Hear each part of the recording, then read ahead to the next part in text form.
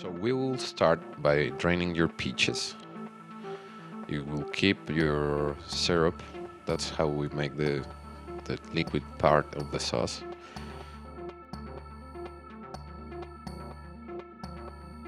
You will need to flip your peaches around so you can recover as much syrup as possible.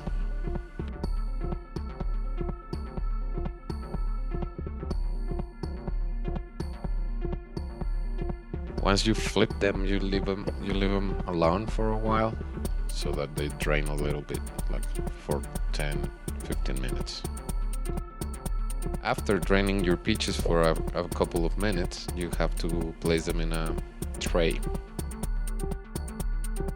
You need to spread them a bit because you will freeze them. So we'll put them on the fridge, on the freezer. So you need to spread them or they will stick together and that's gonna get you in trouble. And once you're done, you put them on the freezer. Now, for the habanero, you need to remove the stems first. And of course, me being Mexican, I always remove the stems with my hand.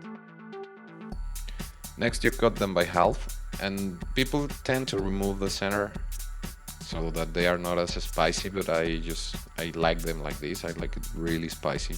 Although I am not using a lot of chili, but I like it spicy like this, so I will not remove them. But if you don't like it very spicy, you should. The next step is to put them on your syrup. The longer, the better.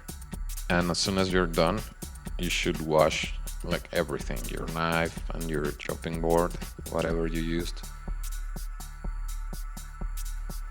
Now for the garlic, and it's quite simple. You just chop the tip and the bottom of it, and with the edge of the knife you will remove the remaining skin, and it will come off quite easily.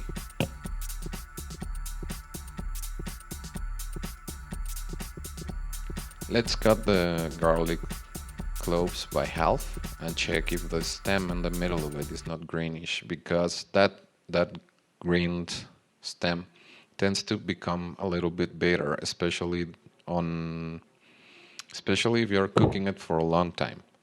And that's what we're trying to do here. So if it's green, you have to remove it with your knife or with a toothpick. These ones are okay, they are all white, so I'll keep them like this. You add them to the syrup, then you add the lavender, the basil, and the Italian seasoning.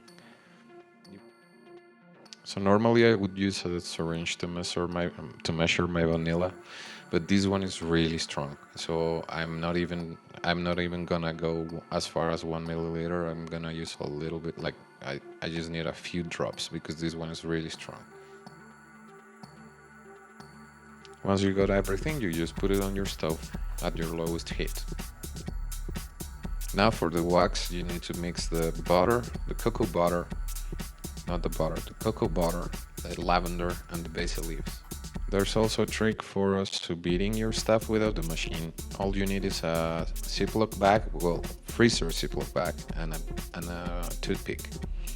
What you do is you almost close your Ziploc bag, and at the edge you place your toothpick. Then you submerge this onto warm water.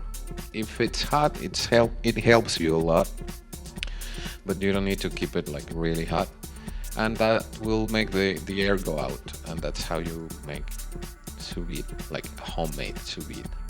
You need to wait for your syrup to start bubbling before you add your gelatin, or it will make a lot of lumps. Also, you will try to spread it on top as much as possible. After 2 hours, you will get your cocoa butter out of the water. Then you will get your small pot with hot water. As you can see here, it's not boiling. You don't need it to boil. You just need it to be hot, but not really hot, just to keep the cocoa butter melt. You will grab a toothpick. You will stab your peaches and then you will drown them. As you can see, it creates a film on top of your pitch, like a wax peel, like a wax skin.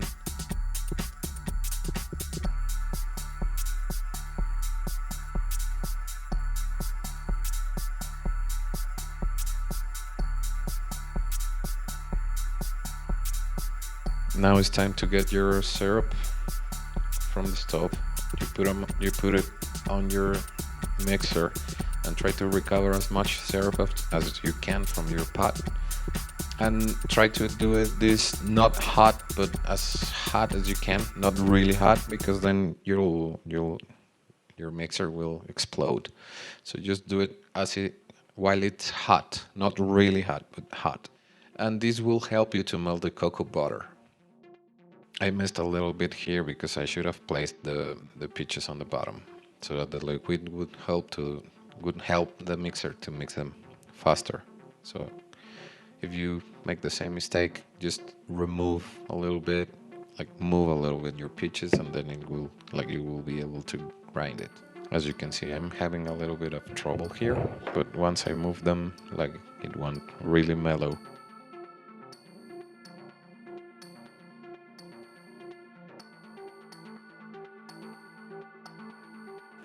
I always leave the seasoning to the end because there's a lot of reductions, and that tends to make things taste saltier by the end. So I do this every time. I do this just right at the end.